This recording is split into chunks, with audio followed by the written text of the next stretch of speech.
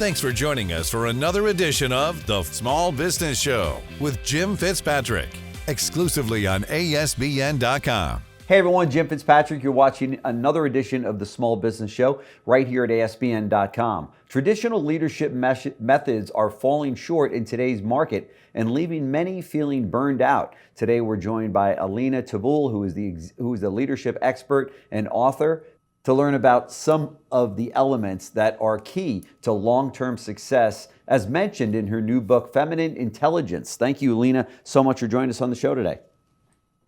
Wonderful. So happy to be here today. Yeah, I see you got the book on the shelf right behind you there. So congratulations on this great new book.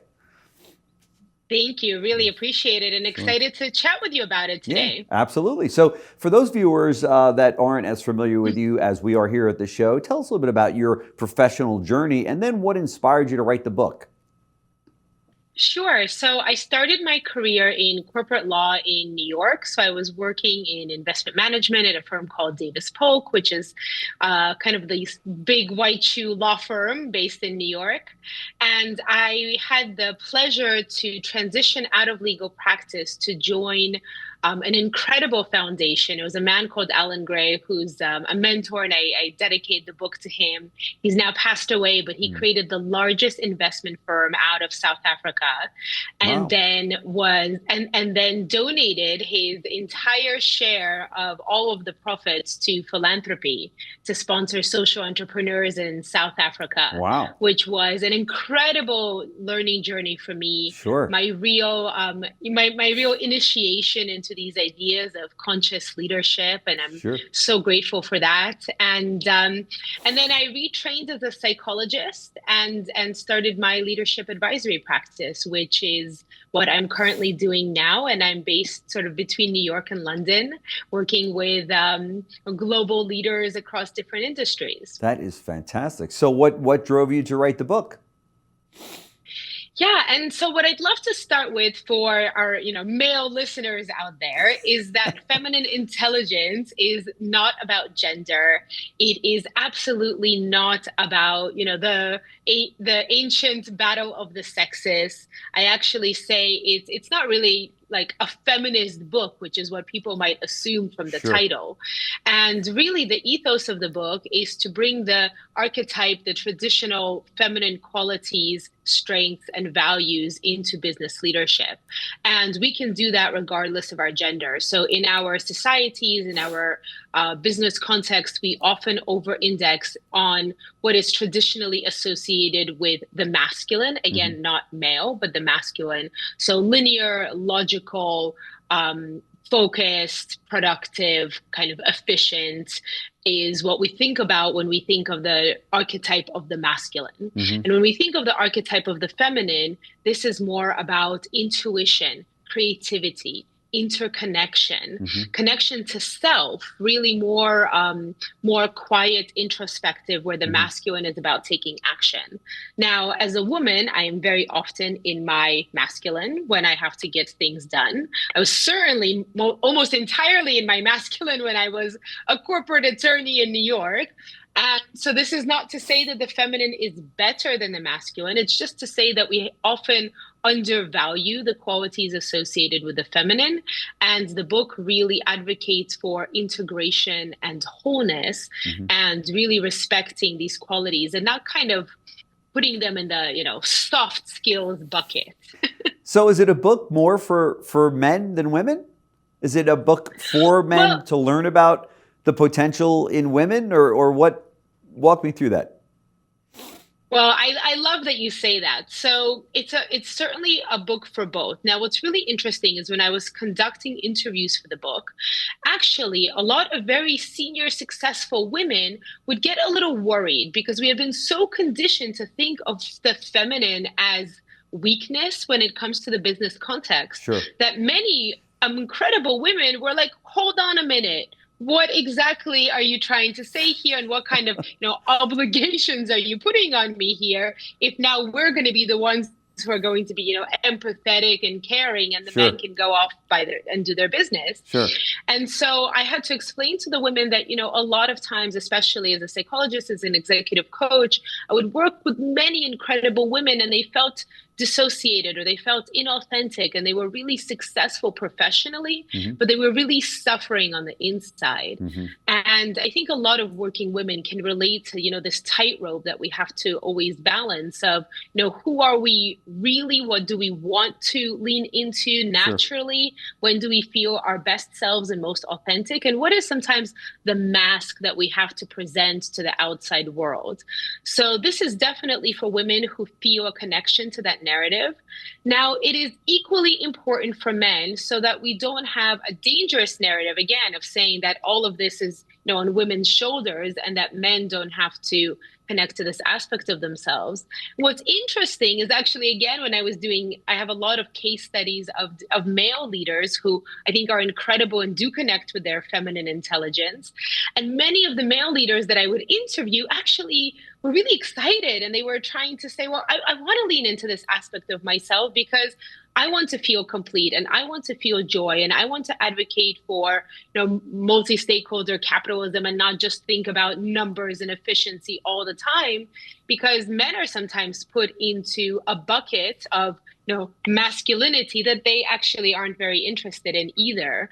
So this book is, again, it's about advocating for an aspect of ourselves that we would want to tap into to be incredible leaders regardless of our gender. Sure, sure. Why should male leaders want to tap into their feminine intelligence?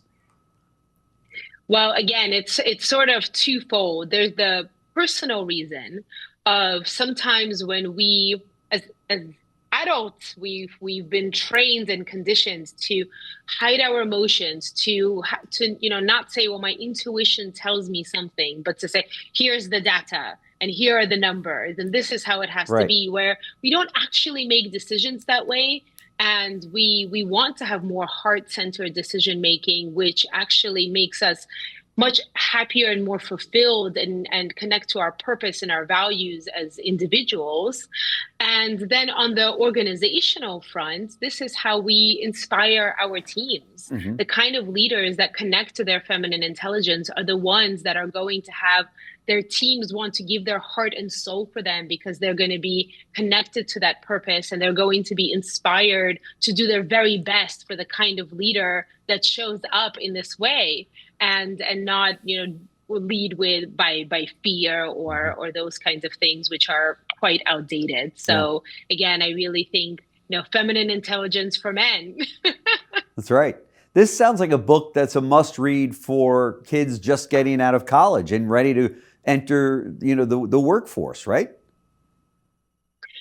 I think so. I think it's interesting for, from the psychological perspective, we had, from Carl Jung, which is, most people are familiar with Sigmund Freud, Carl Jung, these, elite thinkers about psychology. And what Carl Jung wrote is that in order to have individuation, this sort of, complete wholeness, that men need to tap into their feminine, women need to tap into their masculine. We need to be able to flex and know what's appropriate at any particular time. Mm-hmm. And what's most interesting now for the young generation that's the future of leadership is that this is the moment where they're learning about themselves, right? Where they're starting to ask questions and understand, like, what is this self-awareness thing? What does that mean? What is my, my upbringing and the narratives that I've heard from my parents? How does that mold me? How does that shape me?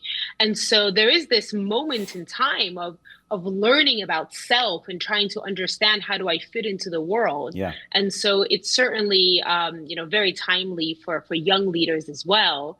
And I would say that, there's a narrative that millennials and Gen Zs are more maybe social impact and purpose driven. And I never fully know if that's true, but that's what the sort of the research and media tell us. And the book is very much about social impact as well, because the feminine is, again, because it's the part of us that cares about the collective over the individual. Mm-hmm. It's the part of us that says that business has a purpose beyond just profit. It has a purpose to make the world a better place. And that if I'm going to, put all of my efforts and all of my time and all of my energy into a job, then I hope that job actually does something for the world that I can be proud of, that's connected to my sense of identity and what I bring forward into this world. And that's what the book really advocates for. And, especially connection to nature. Nature is archetypally associated with the feminine. And I think just as we have dissociated from the feminine, we have likewise dissociated from our connection to nature. And in our businesses, we often see, climate initiatives as a check the box, as a cost, as something that, most people, they walk down the hall and they think, like greenwashing, and we don't fully, truly connect to it on a deeply emotional level. Right. It's actually just seen as a hassle, if anything, right? And when we are in our feminine and we're deeply connected to nature, and we question our relationship to nature, like how we see ourselves within nature, I think we're much more likely to truly, genuinely want our businesses to, integrate with the environment and do things that are, at the very least, not harming the environment, but in an authentic, purposeful way, not in a kind of sense of check the box obligation way. Right. While you don't specifically address AI in the book, what does the current focus on AI mean for feminine intelligence?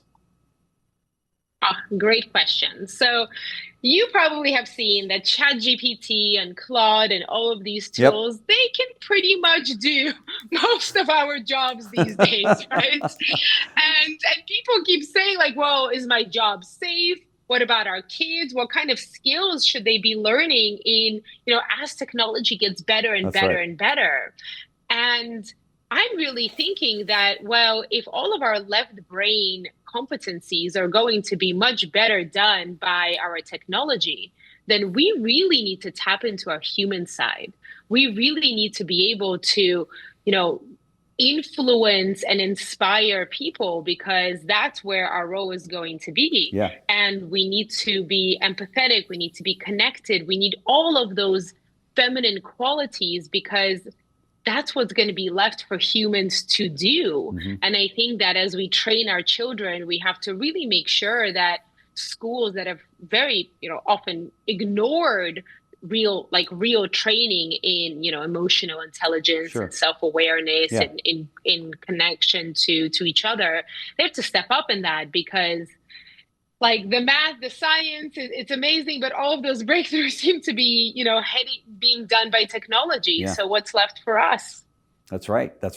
And you're right. I think our entire staff, our entire company uses Chat GPT, and AI, throughout the day for many different projects. So yeah, it's a great point. Are you already working on the next book? Every book author I talk to says, I'm already working on the next book. Well, there is one book idea that I'm exploring, and there is one controversial part of my book, which is still controversial, but I feel deeply passionate about. So because I'm a psychologist, I've actually gone and did a training as a psychedelic assisted therapist. Yeah. Which was kind of a really intense year-long academic training. I think when people think of this, they imagine like happy hippies in the jungle, and I decided to go like the full academic route to really understand these medicines, because I think, as a lawyer, as a psychologist, I treat these medicines with a lot of respect and very seriously. Sure. And the research does show that we have like incredible potential in mental health, in, spirituality, really connecting with ourselves. Yeah.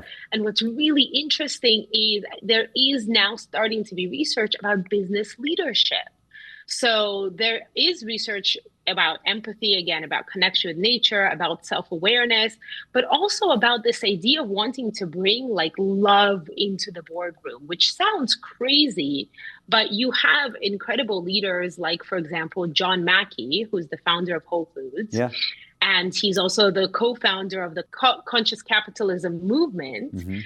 And he recently came out with his book just last year, where he talks about his experiences with psychedelics Yeah. And how like truly being in a state of altered consciousness where you feel love and Yeah. it doesn't become just this like buzzword, but you truly embody it. Yeah. And really wanting to bring these kinds of principles into his business. Yeah. And so a lot of how Whole Foods was created, which again, it's not wishy-washy. Whole Foods ended up being sold to Amazon for $1 billion. Oh, I So know. this is a successful, Right. profitable organization. Yeah. But it's built on the values of love, Yeah. which we don't like. We can't use that word in the business context. No, we can't. That's not politically correct. You can't. It's not, but maybe we can change that, right? We can start to ask questions. Why not? Why can't we have this as a value and look at organizations like Whole Foods who were able to lean into that and still be successful? I think that's the key, is that they're not incompatible. So I'm quite interested about, the future of psychedelic science as it applies to business leadership. And so there is an idea for a book out there, bridging those worlds together. See that? But in the meantime, you can check out her newest book, which is Feminine Intelligence. We're showing a picture of it right now on the screen. And in fact, the video that you're watching right now, right below it, you can just make one click. You're just a click away from an incredible book that I highly recommend, and it'll take you right to Amazon to get your copy. So Elina Teboul, thank you so much for joining me on the show today. Very much appreciated. I think it was a great discussion. I've learned a lot, and love to do a follow-up with you to see how things are moving along. Great. Great. Thank you so much. Thank you. Appreciate really enjoyed it. Okay. Bye. Bye-bye. Thanks. Thanks for joining us for another edition of The Small Business Show with Jim Fitzpatrick, exclusively on ASBN.com.